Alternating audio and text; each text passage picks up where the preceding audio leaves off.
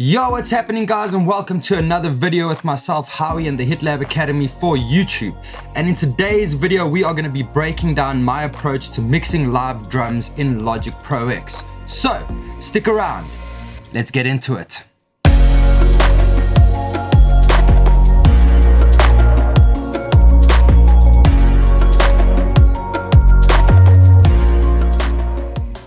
Alright, so the song we're working on today is it's one of my own songs. It's a song called Memories of You. It isn't released yet, but it's going to be soon.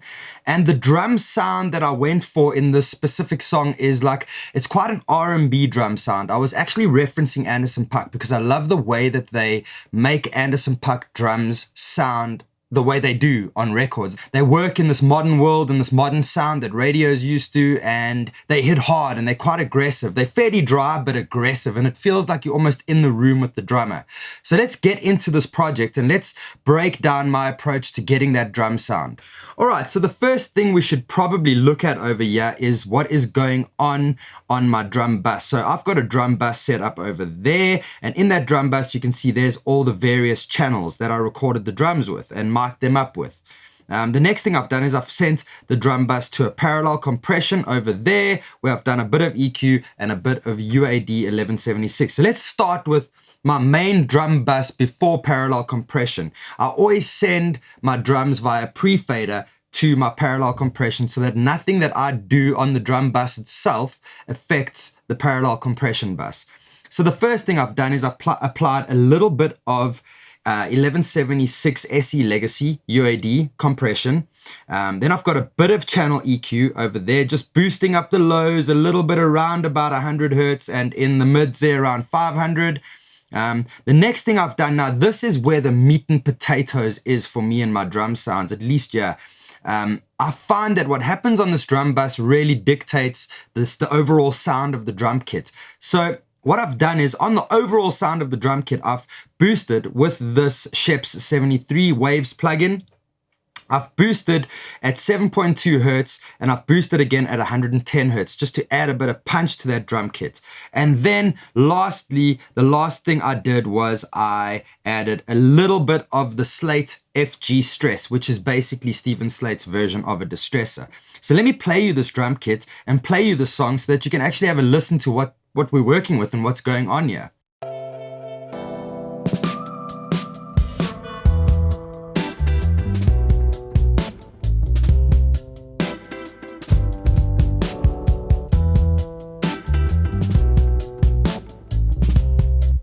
So as you can hear, it's a really tight drum sound. It's really tight, really punchy, and it hits quite hard, but there isn't a lot of reverb and effects happening in the conventional sense of like big drum sounds, big stadium drum sounds.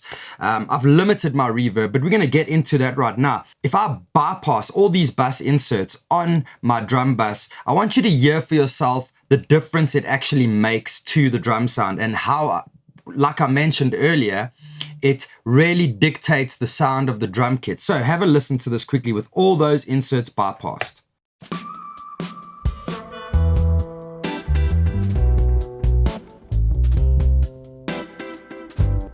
And then if I activate the inserts, you'll hear immediately that the punch is back, the punch is happening.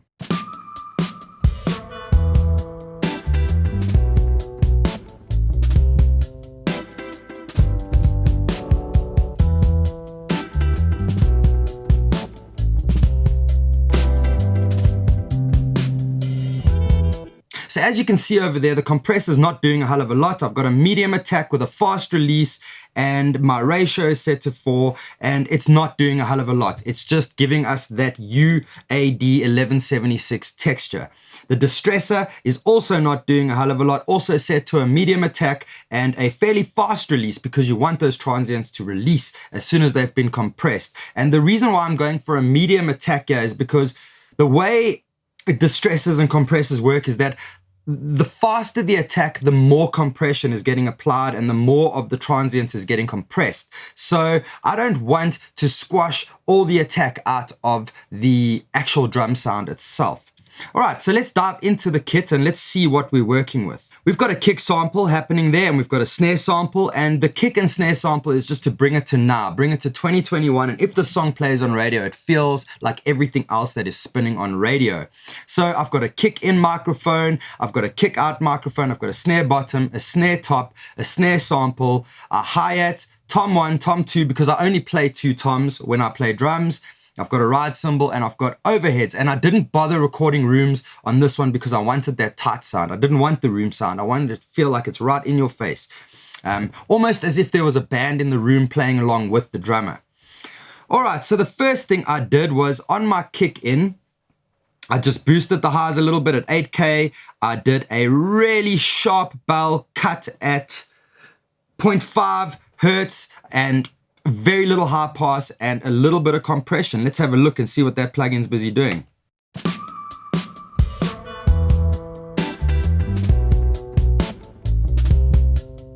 So you can see on that kick in, it's very little compression happening and actually very little going on there.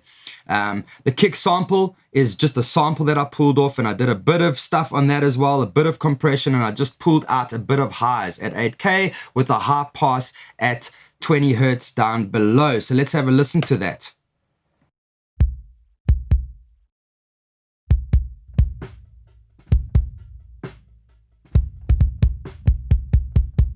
So that's a nice blend between all the kick drum things that are going on there. And if I remove that sample, you'll hear the difference it makes. It's not major, but it makes a fairly big difference to the sound of the kick drum.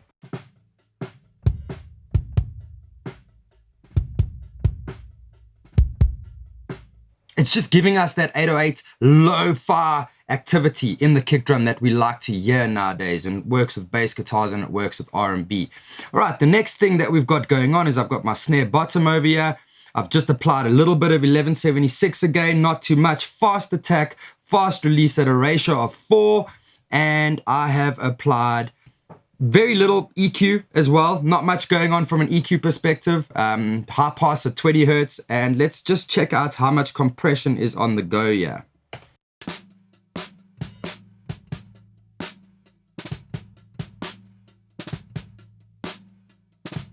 So there's not a lot of compression going on inside the SSL channel strip there, but there should be a fair amount of compression going on the 1176. Let's have a listen. Also, not a hell of a lot of compression. It's like 5 dBs of gain reduction going on. And I've just boosted that at the high mid frequencies at around 7K in the SSL. All right, the next thing is the snare top. Let's have a listen to that isolated snare top.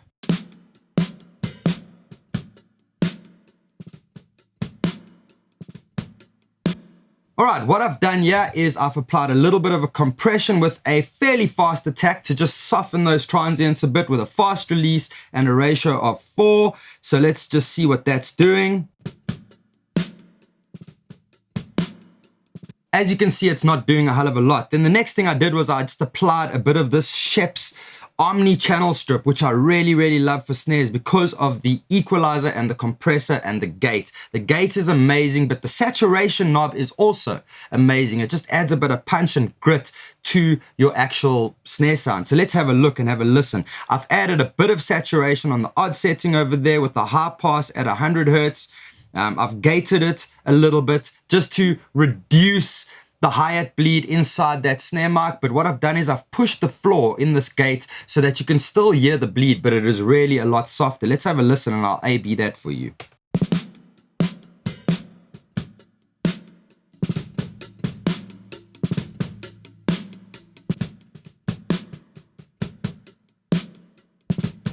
So as you can see, that gate is just softening the hi-hats really, but I like to still have hi-hat coming through the snare. I don't like to isolate it completely because I feel like that makes it feel a little bit sterile and it removes the groove out of the thing. Compression, I have a medium attack and a fast release on this compressor, so I'm doing two stages of compression on the snare drum and a little bit of channel EQ, probably around 7. Nope, I lie, it is around 3.2 hertz on my EQ. The next thing is I have the snare sample. Let's have a listen to the sample on its own. And if you have a listen to that sample with the other 2 live snares open,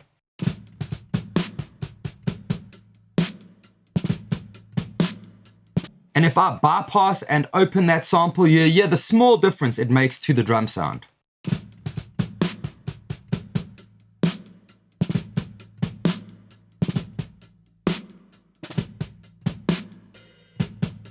Very little, but it does add a slight little character. And on that sample, I've just applied a little bit of compression and boosted at around 7K in my higher mid frequencies with an SSL G channel strip. All right, hi-hats. Hi-hats, once again, I always go for a little bit of compression, and I like to boost my hi-hats for this sound at around 3.4 and then reduce at 8K. So it makes the hi-hats fairly dark, but I've only high-passed my hi-hats at 20 Hertz because I like to make sure that there is still drum bleed coming through there. And I don't want to remove all the lows from my drum kit, so that's why I keep my high passes at around 20 Hertz. Let's have a listen to those hi-hats.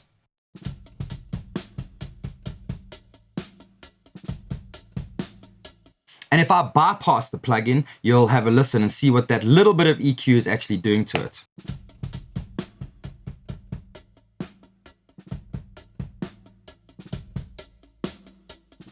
It just brings those hi-hats to life. And then I've applied a little bit of Valhalla room, which I have made my drum room for this song.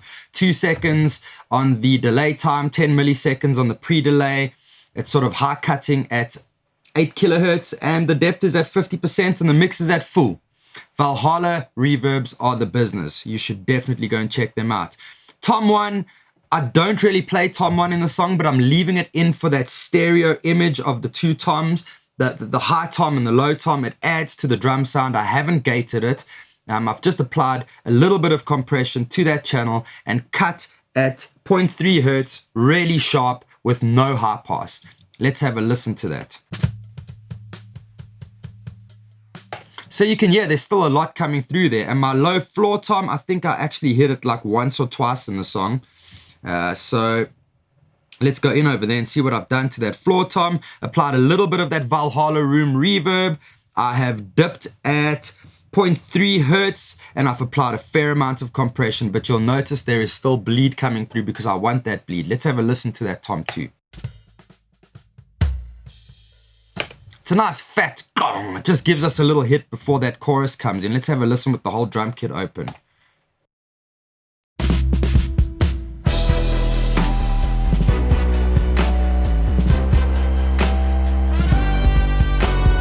And that's basically what's going on over there. My ride cymbal, not a hell of a lot going on there, so I actually haven't even touched it, but it's in there for the characteristic of the drum kit, and it's a microphone that's recording something and it's adding something to the drum sound, and I enjoy it because, you know, sometimes too many mics in a drum kit can be too much, but in this case, a ride cymbal microphone is always open on a drum kit for me, so I find it pointless because I'm not playing the ride to mute it, because in any other scenario that mic would be open and I wouldn't gate it. I would leave it just as is or apply a bit of compression and reverb should I have played the ride cymbal. But let's have a listen to that ride cymbal mic.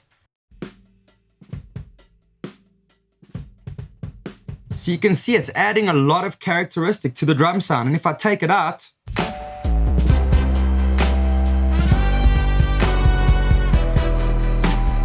and if I open it again,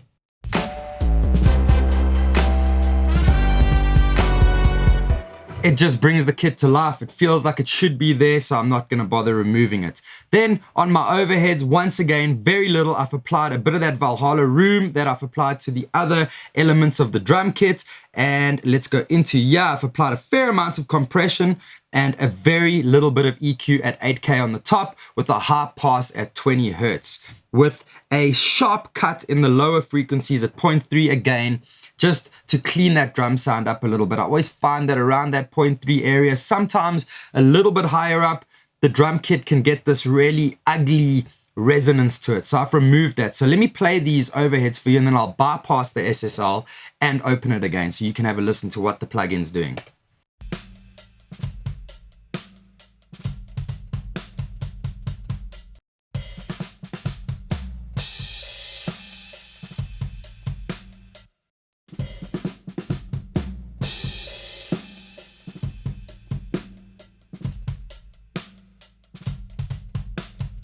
So you can actually hear there, as soon as I sort of bypass the plugin, you can hear that resonance that I've cut in that 0.3 area in the SSL. As soon as that is there, it almost adds a nastiness to the drum sound, which I really don't like. And like I mentioned earlier, I don't have any room marks in this recording. Let's have a quick look before we end this video at the parallel compression and see what that's doing.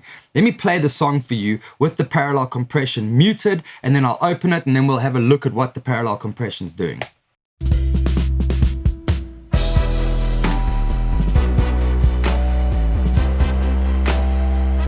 All right, now with the parallel compression in.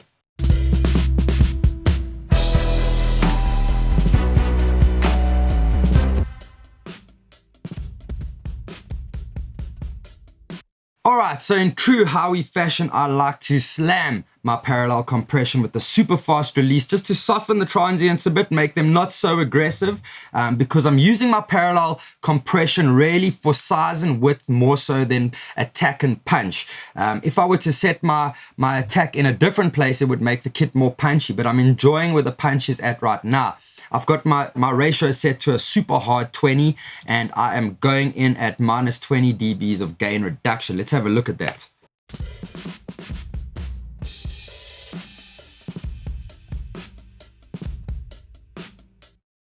I like to slam my parallel compression. And then the last thing I've done is I've just removed a little bit of highs from the parallel compression. Because of all that compression and resonance, I find that the cymbals can get a bit washy, so I've just pulled the highs down a bit there, and I've boosted up around 1173 hertz with this FabFilter Pro Q2 with a little high pass at 23 hertz down below. Let me bypass this EQ and then open it, then you can have a listen and see what it's doing.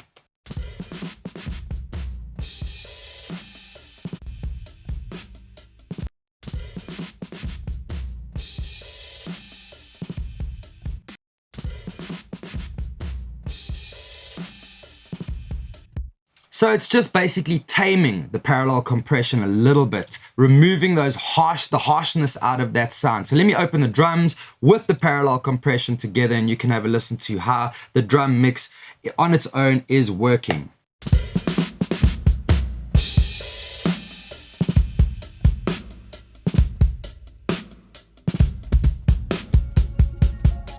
Well guys, that's it for this week. Thank you so much for sticking around. And if you haven't yet, please go and head on over to our channel. Give it a subscribe. I'd appreciate that very much. Please leave a comment down below. It really helps me with this crazy YouTube algorithm that we're competing against. And give the video a thumbs up or a thumbs down, depending on how you felt it went. And let me know in the comments below if any of these mixing techniques did work for you, and if it's made a difference to you and your career as an engineer or artist or producer. If you want to find out more about how you can work with myself, Howie, at The Hit Lab, please go and visit www.thehitlab.co.za and get in touch. Drop me an email in the contact section and we can have a chat and we can figure out how we can work together. But guys, thank you so much for watching the video this far in. I have nothing more to say. So have yourselves a fantastic week. Peace.